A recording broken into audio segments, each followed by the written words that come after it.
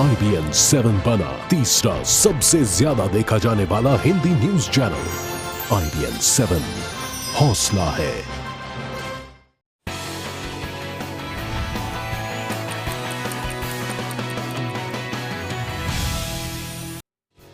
आप देख रहे हैं देश दिन भर। नमस्कार, मैं हूं आपके साथ हिमानी नथानी। देश दिन भर में हमारे रिपोर्टर्स आपके शहर की हर जरूरी खबर लेकर तैयार हैं। दिल्ली से ब्रजेश तिवारी, पटना से अरुण सिंह, अहमदाबाद से जनक दवे, लखनऊ से शलामणि त्रिपाठी, मुंबई से विवेक गुप्ता और चंडीगढ़ से अमित चौधरी। लेकिन सबसे पहले दिल्ली और NCR की खबरों को जानने के लिए हम सीधे रुख करेंगे ब्रजेश तिवारी का।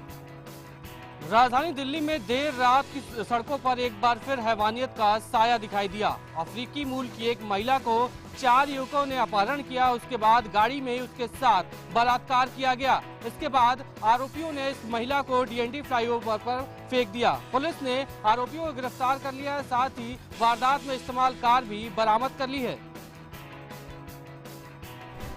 मयूर विहार थाने में खड़ी ये वही कार है जिसमें गुरुवार और शुक्रवार की दरमियानी रात के बाद अफ्रीकी मूल की लड़की के साथ गैंग रेप किया गया। अफ्रीकी महिला का आरोप है कि गुरुवार की रात वो किसी काम से साकेत के सेलेक्ट सिटी मॉल गई थी। मॉल के बाहर से 4 लोगों ने उसे जबरन कार में बिठा लिया और इधर उधर घुमाते रहे।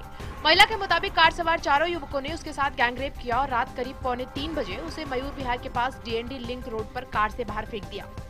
राजधानी दिल्ली के DND फ्लाईओवर पर रात में 2:45 पर एक विदेशी मूल की महिला टोल प्लाजा के कुछ दूरी पहले सड़क पर बदहवास पड़ी थी। जब पुलिस को इस मामले की जानकारी दी गई, उसके बाद पुलिस ने महिला से पूछताछ की। महिला ने बेहद ही चौंकाने वाले खुलासे किए। महिला की शिकायत के बाद पुलिस ने DND टोल प्लाजा पर लगे CCTV कैमरे की मदद से 4 युवकों को आज दोपहर गिरफ्तार कर लिया। गैंग रेप की इस घटना ने राजधानी में महिला सुरक्षा को लेकर पुलिस के किए जा रहे तमाम दावों की पोल खोल दी है। राजधानी दिल्ली में पार्किंग एक झगड़े की वजह बनती जा रही है, लेकिन आज ये झगड़ा इतना बढ़ गया कि झगड़े के दौरान गोलियां तक चल गई। मामला ग्रेटर कैलाश के पॉश इलाके का है। दिल्ली के जमरूदपुर का ये इलाका दिन दहाड़े गोलियों की आवाजों से दहल उठा। लोग किसी बड़ी वारदात की आशंका से घबरा उठे, लेकिन थोड़ी ही देर में पता चला कि गोलियां पार्किंग के झगड़े में चली थी। इस वारदात में 5 लोग घायल हो गए, जिन्हें इलाज के लिए एम्स ट्रॉमा सेंटर में भर्ती कराया गया। गोली चलाने वाले कोई और नहीं बल्कि ATM कैश वैन गाड़ी के सिक्योरिटी गार्ड थे। फायरिंग हुई है, आवाज हमें फायरिंग की सुनाई दी तो सभी भागे हैं बाहर। अच्छा, उसके बाद पता चला कि कोई फायरिंग दो उनमें हुई है। अच्छा, कितने गोली की आवाज सुने आपने? आवाज तो हम एक ही गोली की सुने। आरोप है कि कैश वैन जमरूदपुर के मेन रोड पर बैंक के ATM के सामने तिरछी खड़ी की गई थी। इसी को लेकर झगड़ा शुरू हुआ। झगड़ा इतना बढ़ा कि ATM में पैसा डालने आए लोगों, वैन के कर्मचारियों और सुरक्षा गार्ड ने ATM के सिक्योरिटी गार्ड की पिटाई शुरू कर दी। पिटाई से नाराज सिक्योरिटी गार्ड सुरेंद्र और सत्यप्रकाश ने अपनी बंदूक से फायरिंग शुरू कर दी। इस फायरिंग की वजह से मौके पर मौजूद 5 लोगों को गोलियों के छर्रे लग गए। सभी को एम्स ट्रॉमा हॉस्पिटल में एडमिट कराया गया है, जहां सभी की हालत खतरे से बाहर बताई जा रही है। पुलिस ने मौके पर पहुंचकर दोनों गार्ड को गिरफ्तार कर लिया है। केजरीवाल सरकार लगातार एक्शन में है। चुनावी मैनिफेस्टो में सस्ती बिजली और पानी दिए जाने के वादे को पूरा करने के लिए सरकार तैयारी में है। अरविंद केजरीवाल बहुत जल्द इसकी घोषणा कर सकते हैं। जिन वादों पर सवार होकर दिल्ली में आम आदमी की सरकार बनी, उन वादों को अमली जामा पहनाने का वक्त शुरू हो चुका है। आम आदमी पार्टी की सरकार को 7 दिन हो चुके हैं और मुख्यमंत्री अरविंद केजरीवाल ने आज रियायती बिजली पानी के मुद्दे पर जल्द खुशखबरी देने की बात कही। बिजली पानी को लेके हमने काफ़ी ब्लूप्रिंट तैयार किया है हमारी टीम ने, और मुझे उम्मीद है कि बहुत जल्दी बिजली और पानी के रेट कम करने के लिए आपको मैं खुशखबरी दूंगा। सीएम केजरीवाल इस बात को बखूबी समझते हैं कि जनता उनके घोषणा पत्र के वादों को जमीन पर उतरता देखने के लिए बेसब्री से इंतजार कर रही है। बिजली पानी के अलावा फ्री वाईफाई पर भी जल्द ऐलान होने की उम्मीद है। किसी ने कहा वाईफाई, तो वाईफाई के ऊपर भी काम शुरू हो गया, लेकिन वाईफाई में थोड़ा टाइम लगेगा। दिल्ली सचिवालय में केजरीवाल जनता से किए वादों को निभाने की योजना बना रहे हैं, तो कौशाम्बी में वो जनता दरबार के जरिए सुबह लोगों से मुलाकात भी करते दिखे। गुजरात की खबरों के लिए चलते हैं जनक दवे के पास।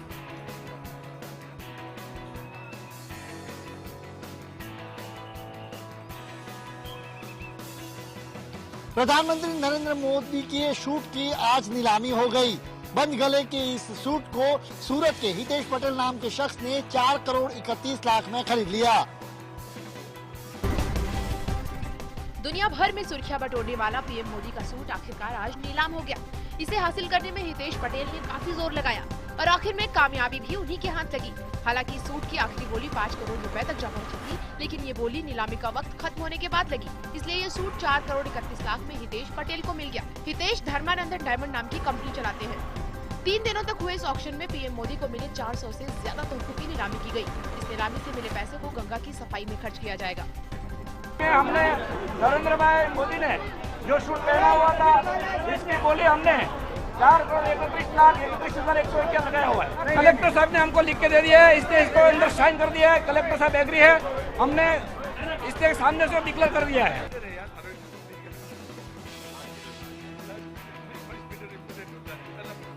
राजस्थान के जयपुर में आज एक शाही शादी हो रही है, जिसने सभी का ध्यान अपनी ओर आकर्षित किया है। दरअसल पाकिस्तान के अमरकोट रियासत के राजवी करण सिंह की शादी नाकोटा राज परिवार की बेटी पद्मिनी से हो रही है। जयपुर में स्पेशल शाही शादी की वजह से काफी रौनक है। सालों बाद पाकिस्तान से यहाँ बारात आई है। अभी इस शाही शादी की रस्में जारी हैं। इस शादी में देश विदेश से कई खास मेहमान पहुँचे हैं, फिर चाहे वो राजनीति से जुड़े लोग हों या फिर राजघराने से। पद्मिनी के ससुर हमीर सिंह पाकिस्तान पीपल्स पार्टी के नेता हैं और वहाँ हिंदुओं की नुमाइंदगी करते हैं। इससे पहले गुरुवार को जब ये बारात कानोता पहुँची थी तो पूरे गाँव ने इसका जोरदार स्वागत किया था। लोग इंडिया से पाकिस्तान पधारे हैं, भले एक हफ्ते के लिए, उन्होंने सारी जिंदगी पाकिस्तान के गुण ही गाए। ठीक मैं उन पाकिस्तानी मुसलमानों को भी जानता हूं जो एक बार इंडिया आए हैं और सारी जिंदगी इंडिया के गुण गाए। तो प्रॉब्लम तो है ही नहीं। There is no problem between the people of India and Pakistan. Bihar की खबरों के लिए सीधे चलते हैं मेरे सहयोगी अरुण सिंह के पास। बिहार में कई दिनों से चल रहा सियासी संकट खत्म हो गया है। नीतीश कुमार 22 फरवरी को शाम 5 बजे राजभवन में मुख्यमंत्री पद की शपथ लेंगे। इसके पहले जीतन राम मांझी ने विश्वास मत पेश करने से पहले ही राज्यपाल से मिलकर इस्तीफा दे दिया। उसके बाद विधानसभा को अनिश्चितकाल के लिए स्थगित कर दिया गया। शुक्रवार को बिहार विधानसभा में राज्यपाल केसरीनाथ त्रिपाठी के अभिभाषण के बाद मांझी को बहुमत साबित करना था, लेकिन संख्या बल नहीं होने की वजह से उन्होंने इस्तीफा दे दिया। राज्यपाल को अपना इस्तीफा सौंपने के बाद मांझी ने कई आरोप लगाए। मांझी ने कहा कि उनके समर्थक विधायकों को जान से मारने की धमकियां दी गई। उनके विधायकों के घरों पर अज्ञात लोग निगरानी कर रहे थे। 2-2 करोड़ रुपया तक के और सीट की जहां से चाहेंगे वहां से सीट देंगे और मंत्री बनावेंगे, इस प्रकार का लोभ दे करके उन लोगों को एक तरह से हॉर्स ट्रेडिंग किया गया। हम समझे इन सब बातों से उबरने का एक ही उपाय है कि हम इस्तीफा दे दें, बहुमत रहते भर में भी, और यही हमने किया है। अब महामहिम राज्यपाल के ऊपर निर्भर है आगे का क्या करते हैं। जीतन राम मांझी के इस्तीफे के बाद नीतीश कुमार ने बीजेपी पर जमकर निशाना साधा। नीतीश कुमार ने आरोप लगाया कि जीतन राम मांझी बीजेपी की लिखी स्क्रिप्ट पर काम कर रहे थे, लेकिन विश्वास मत पेश करने से ऐन पहले इस्तीफे से बीजेपी बेनकाब हो गई। मांझी के इस्तीफे के बाद नीतीश कुमार ने अपने घर पर जेडीयू विधायकों की बैठक बुलाई। बैठक में विधायकों को बताया गया कि राज्य में नई सरकार बनाने के लिए अब राज्यपाल के न्योते का इंतजार है। बैठक के बाद नीतीश कुमार ने प्रेस कॉन्फ्रेंस कर मांझी और बीजेपी पर जमकर हमला बोला। नीतीश ने कहा कि बीजेपी के गेम प्लान का पर्दाफाश हो गया है। नीतीश ने कहा कि हमारे दल में एकता बनी रही, जब तोड़फोड़ नहीं हो पाई तो मांझी ने इस्तीफा दे दिया। नीतीश ने एक बार फिर दोहराया कि सीएम के पद से इस्तीफा देना उनकी भूल थी। उन्होंने बिहार की जनता से माफी भी मांगी। मैं फिर सार्वजनिक तौर पर अपने किए की गलती स्वीकार करता हूं और पूरे बिहार वासियों से मैं क्षमा मांगता हूं कि भाई मुझसे गलती हुई, माफ कर दीजिए। अब हम फिर कभी इस तरह के भावना में आकर कोई काम नहीं करेंगे। अब महाराष्ट्र की खबरों के लिए आपको लिए चलते हैं मुंबई अपने सहयोगी विवेक के पास।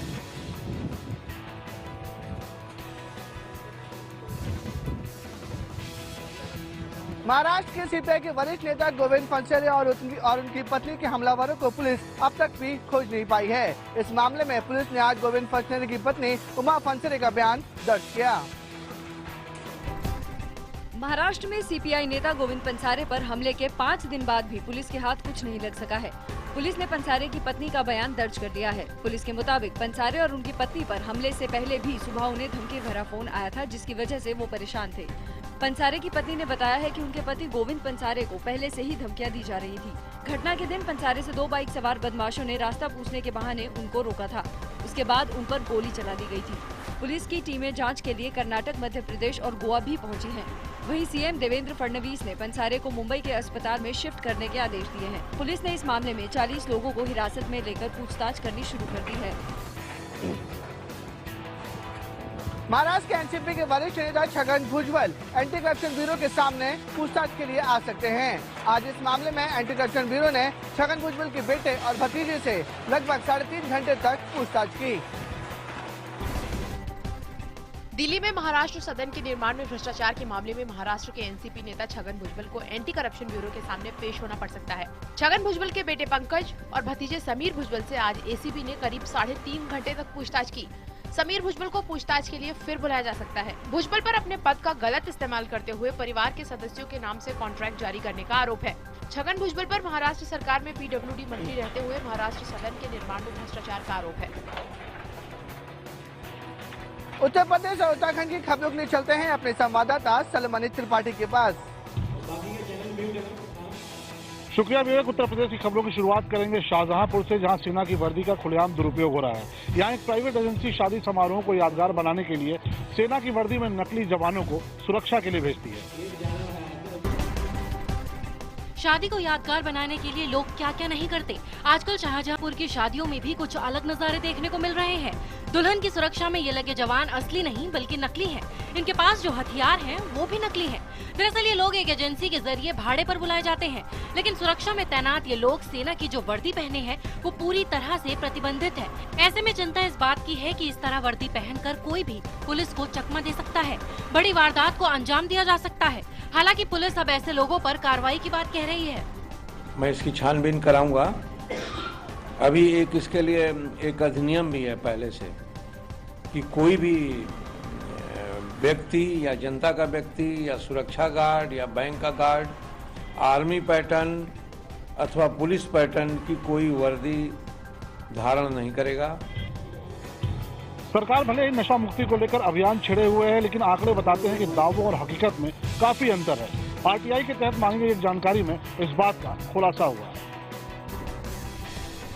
मेरठ के रहने वाले डॉक्टर संजीव अग्रवाल को मिली जानकारी ने सरकार के दावों की पोल खोलकर रख दी है। दरअसल उन्होंने पिछले साल नवंबर में राइट टू इन्फॉर्मेशन के जरिए नशे के कारोबार और उसके खिलाफ किए जा रहे नशा उन्मूलन कार्यक्रम को लेकर जानकारी मांगी थी, जिसमें ये बात सामने आई है कि national fund for control drug abuse के तहत साल 2009 से 2014 के बीच फंड को 1/3 तक घटा दिया गया है। आरटीआई में पहला जवाब बड़ा चौंकाने वाला मिला मुझे। गृह मंत्रालय लिखता है क्योंकि इससे ना तो कोई भ्रष्टाचार हो रहा, ना ही कोई आतंकवादी घटना घटित हो रही, ना ही कोई इससे सामाजिक व मानव अधिकारों का हनन हो रहा है। यही नहीं, आरटीआई के जरिए सामने आया कि सरकार ने ड्रग कारोबार से होने वाले राजस्व को भी छुपाया। सपा सुप्रीमो मुलायम सिंह यादव के पौत्र तेज प्रताप और आरजेडी अध्यक्ष लालू यादव की बेटी राजलक्ष्मी की शादी 26 फरवरी को दिल्ली में होनी है। इससे पहले 21 फरवरी को सैफई में तिलक समारोह का आयोजन किया गया है। इस आयोजन में देश की नामी गिरामी हस्तियों को आमंत्रण दिया गया है। मुलायम के पोते और लालू की बेटी की शादी के लिए तैयारियां जोरों पर है। 21 फरवरी को मुलायम सिंह के पैतृक गांव सैफई में देश के राज तिलक का आयोजन किया गया है। तिलक कार्यक्रम के लिए सैफई को दुल्हन की तरह सजा दिया गया है। राष्ट्रपति प्रणब मुखर्जी, पीएम मोदी, कांग्रेस अध्यक्ष सोनिया गांधी के साथ देश भर की कई नामचीन हस्तियों को न्योता भेजा गया है। पीएम मोदी की सुरक्षा एजेंसी एसपीजी सैफई पहुँच चुकी है। तिलकोत्सव के लिए सुरक्षा के कड़े इंतजाम है। करीब 4000 पुलिस वाले कार्यक्रम के दौरान तैनात रहेंगे। कार्यक्रम में 1 लाख से ज्यादा मेहमानों के आने की बात कही जा रही है।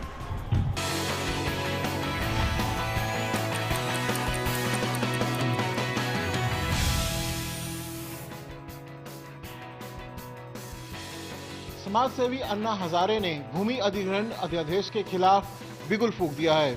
उन्होंने आज हरियाणा के पलवल में इस मुद्दे पर केंद्र सरकार को जमकर कोसा और इस मौके पर उन्होंने एक पद यात्रा को भी हरी झंडी दिखाकर रवाना किया। अन्ना ने पलवल में सबसे पहले गांधी आश्रम जाकर गांधी जी को श्रद्धांजलि दी। उसके बाद वो पलवल में हुड्डा मैदान में लोगों के बीच पहुंचे। इसमें देश भर से करीब 2000 लोग शामिल हुए। अन्ना के साथ मंच पर जल पुरुष राजेंद्र सिंह और सामाजिक कार्यकर्ता मेघा पाटेकर समेत कई समाजसेवी शामिल हुए। इस मौके पर अन्ना हजारे ने आरोप लगाया है कि सरकार उपजाऊ जमीन उद्योगपतियों को दे रही है। आप लोगों की तरफ देखकर और आज जो देश में वातावरण बन रहा है इसको देखकर मुझे विश्वास हो रहा है कि हम होंगे कामयाब, एक दिन होंगे कामयाब। अन्ना हजारे 24 तारीख को दिल्ली के जंतर मंतर में बड़ा आंदोलन करेंगे।